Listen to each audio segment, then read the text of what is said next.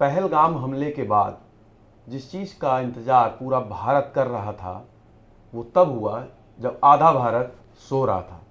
जी हाँ, ऑपरेशन सिंदूर। भारतीय सेना ने पाकिस्तान के 9 ठिकानों पर हमला करके जो आतंकी ठिकाने हैं उसको तबाह किया है। इस पर हम हमारे साथ बात करने के लिए हैं खुर्रम निजामी जी, जो वरिष्ठ पत्रकार हैं। खुर्रम जी, आज मॉक ड्रिल और इसकी तैयारियां हो रही थी देश में, उसके बाद कल देर रात इस तरीके का हमला हुआ है, कैसे देख रहे हैं आप?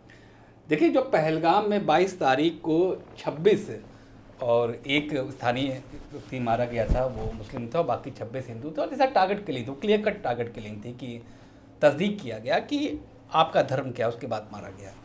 उसके बाद एक आउटरीच देखा गया पूरे मुल्क में, उसे भारत पे हमला माना गया, किसी धर्म विशेष पे हमला नहीं माना गया।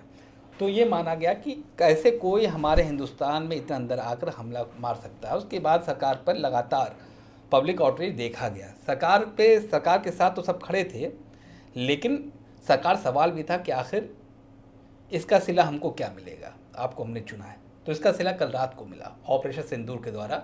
और ख़ास बात ये है कि देखिए, पाकिस्तान तरफ से जो आतंकी आए थे, जो टेररिस्ट आए थे, वो लोग टारगेट किलिंग कर रहे थे और हमने उन पर हमला किया जिन्होंने उसको अंजाम दिया। किसी पाकिस्तानी नागरिक का टारगेट नहीं थी, भारतीय सेना ने किसी भारतीय नागरिक पर, माफ़ करिएगा, पाकिस्तानी नागरिक पर टारगेट नहीं किया। उनका टारगेट सीधे सीधे उन आतंकियों पर था जो इस काम को अंजाम देते थे। दूसरा, सबक सिखाना था। और जो सबसे अच्छी बात रही इस पूरे चीज़ में कि 9 तारीख मुजफ्फराबाद हो, जहाँ जहाँ पर ट्रेनिंग होती थी आतंकियों की, चाहे वो पुलवामा वाला मामला हो, उसकी ट्रेनिंग हुई, उनको भी निपटाया गया।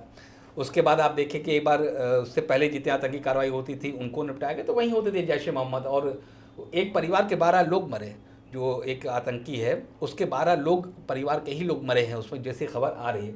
तो साफ ये बताता है कि हिंदुस्तान ने एक मैसेज क्लियर कर दिया है कि पड़ोसी हमारे दोस्त है, लेकिन पड़ोसी के आड़ में, पड़ोसी के नकाब में अगर कोई आतंकी है तो उसको हम बख्शेंगे नहीं। यही वजह है कि मुजफ्फराबाद वगैरह जब हमला हुआ रात को तकरीबन 1:30 बजे, जब आधा हिंदुस्तान आराम की नींद ले रहा था, उस वक्त हमारी सेना एक्टिव थी, उसने हमला किया। जो एक बैकबोन था आतंकियों का, जो ट्रेनिंग सेंटर था, उस पर टारगेट किया गया। और ये बताया गया है, दुनिया को दिखाया गया है। जो पिछली बार पुलवामा का वो मांग रहे थे, एयर स्ट्राइक का मांग रहा था कि भाई सबूत दीजिए, तो वो सब कुछ दिया गया। ये बताया, और बाकायदा ये भी बताया गया कि कहाँ कहाँ पर क्या क्या क्या किया, टारगेट पे कौन था, डिटेलिंग के साथ बताया गया। सेना ने सारी चीजें बताई। जी बिल्कुल। और लेकिन इस बार जो टारगेट था वो लश्कर के ही, जैश ए मोहम्मद पे ही पूरी तरीके से कार्रवाई की गई। पीओके में भी कार्रवाई हुई और पाकिस्तान में भी हुई है। तो इसको किस तरीके से आप देखते हैं कि इस बार जो टारगेट है वो पिछली बार से ज्यादा हमले हुए हैं और तबाह किया गया है वहाँ के जो ठिकाने थे उनको? देखिए, वेल प्लान था। पहली बात तो जिस तरीके से हमला हुआ, जिस तरीके से को नष्ट किया गया, वो हाफिज़ मसूद का पूरा किया गया, वो क्लियर कर बताता है वेल प्लान था। लेकिन इसके पीछे का जो प्लान था वो ये था कि एक तो पूरी दुनिया में इस्टेब्लिश करना था कि पाकिस्तान के वो इलाके कौन हैं जो आतंकी अपने लिए इस्तेमाल करते हैं, और अगर वो वहाँ कर रहे हैं, पाकिस्तान मना करता था कि हमारी धरती पर कोई भी आतंकी कार्रवाई नहीं होती, और सबसे बड़े भुतभोगी हम ही हैं। याद करिए वो आर्मी पब्लिक स्कूल पाकिस्तान का किस तरीके से वहाँ पर बच्चों को मारा गया था। पाकिस्तानी क्या, पूरी इंसानियत, पूरी दुनिया दहल गई थी, और उसके बाद उन्होंने स्ट्राइक की थी। लेकिन वो सुधरा नहीं पाकिस्तान, और जिस तरीके से इस बार हमला किया वो बता दिया गया, देखिए साहब, ये लोग थे, हमने इंसानियत के नासुर को ख़त्म किया है जो आपकी धरती पर पल बढ़ रहे थे। तो क्लियर कट मैसेज, एक तो बेनकाब करना था पाकिस्तान को, जो सबसे ज़्यादा थी कि पिछली बार हमला किया, लेकिन उस हमले से पाकिस्तान का जो वो आतंकियों की जो कमर थी वो टूटती हुई नहीं लगी। तो लिहाजा इस बार बताया गया कि साहब देखिए, यहाँ हमला किया गया, ये वो जगह थी जहाँ हमने मिसाइल बम एयर स्ट्राइक करी है। वो बताता है कि इस बार बेनकाब करना भी मकसद था हमारी सरकार का और भारतीय सेना का। तो जाहिर सी बात है कि मसूद अजहर हैं, उनके परिवार के 10-12 लोग मरे। तो वही मसूद अजहर हैं जिनको एक बार हमारे यहाँ से छोड़ना पड़ा था, हाईजैक किया था, कांधार हाईजैक, याद करिए आपको। उनके परिवार के 10 लोगों को इस बार निपटाया है, इस बार वो पहुँच गए जहाँ उनको पहुँचना चाहिए था। तो ये काफ़ी है एक मैसेज देने के लिए, और पाकिस्तान भी अलबत्ता कह रहा है कि इसका जवाब हम देंगे। तो पाकिस्तान अगर ये बात कर रहा है, इसका जवाब हम देंगे, तो पाकिस्तान को सबसे पहले ये सोचना और समझना होगा कि जो घर के अंदर उनके आतंकी बैठे हैं, आप उनको पहले निपटाइए, चीज़ें अपने आप सुलझ जाएगी। अच्छा, लेकिन इसमें देखा जाए तो जो कूटनीतिक है, बाकी जो नरेंद्र मोदी प्रधानमंत्री का जो भी तरीका है, पिछले 15 दिन से ज़्यादा का ये समय हो गया था, अप्रैल की घटना है और मई आज चल रहा है, मई की आज 7 तारीख हो गई है। आपको क्या लगता है, क्योंकि जिस तरीके से लोग तुरंत बोल रहे थे कि स्ट्राइक कर दो, हमला कर दो, किस तरीके से आपको लगता है जो प्लानिंग है इसको कैसे देखते हैं, खासकर जो बाकी देश हैं उनका भी समर्थन मिला उसके बाद, जिससे कि इस घटना के बाद भी कहीं ना कहीं कोई विरोध या कोई भी आवाज़ उठाने वाला नहीं है सामने?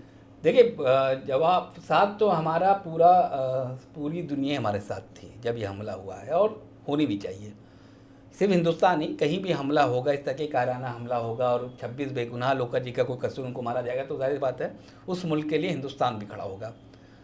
और यूएनएससी में देखिए तो चाइना पाकिस्तान छोड़ दीजिए, बाकी सारे कंट्री हिंदुस्तान के साथ खड़े थे। आतंकवाद के खिलाफ पूरी दुनिया, पूरी इंसानियत खड़ी होती है। पाकिस्तान अलग थलग पड़ेगा इससे, जो मुझे लगता है कि अब जिस तरीके से पूरा जो आपने कहा ना कि हिंदुस्तान करने लगा, सब भारतीय करने लगा कि नहीं साहब बदला लीजिए, तो वो जोश में होश खोने वाला वो होता है। तो हिंदुस्तान के जो स्ट्रैटेजीज जो थे हमारे, चाहे पीएम मोदी हो, चाहे वो अमित शाह हो, चाहे जी डोवाल हो, चाहे हमारे राजनाथ सिंह रक्षा मंत्री हों, इन लोगों ने कहा कि हम लोग आराम से करेंगे, हम लोग पूरा देखेंगे, समझेंगे क्या है। इनपुट्स तो थे ही हमारे पास, कहाँ कहाँ ये लोग ऑपरेट कर रहे हैं, टेरर कैंप्स कहाँ कहाँ सज रहे हैं, ये सब इनपुट्स तो था ही। उसको और पुख्ता किया गया, सबूत जुटाए गए। उसके बाद जब हमला किया गया, उसकी रिकॉर्डिंग की गई, उसके बाद ये सबके सामने लाया गया कि साहब हमने, तो वेल प्लान था, वेल ऑर्केस्ट्रेटेड था, और जल्दबाजी में उठाया कोई कदम नहीं था। और ये बताता है कि अगर हम पर कोई आँख उठाएगा तो हम बड़े इत्मीनान के साथ उसका जवाब देंगे, और ऐसा जवाब देंगे कि वो मिसाल बनेगी। और मुझे जो लगता है ये मिसाल बनेगी, क्योंकि देखिए पता तो था ही कहाँ कहाँ टेरर कैंप्स हैं, चाहते तो पहले दिन को उड़ा देते, लेकिन उससे क्या होता कि ये लगता है कि जल्दबाजी में उठाया गया कदम है। इस बार जल्दबाजी में नहीं, बहुत सोच समझ करके वेल प्लानिंग के साथ उठाया गया था कदम ये।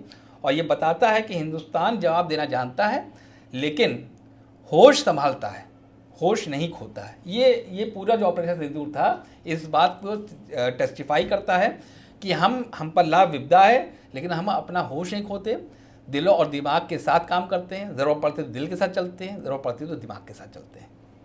तो आपने सुना खुर्रम निजामी जी को, जिनका ये कहना है कि जो ये हमला हुआ है ये पूरे देश को कहीं ना कहीं गर्व महसूस कराता है, और जो पहलगाम में हमारे 26 लोगों की मौत हुई उसका बदला पूरा होता है। जितेश अवस्थी, संवाद लाइव के लिए।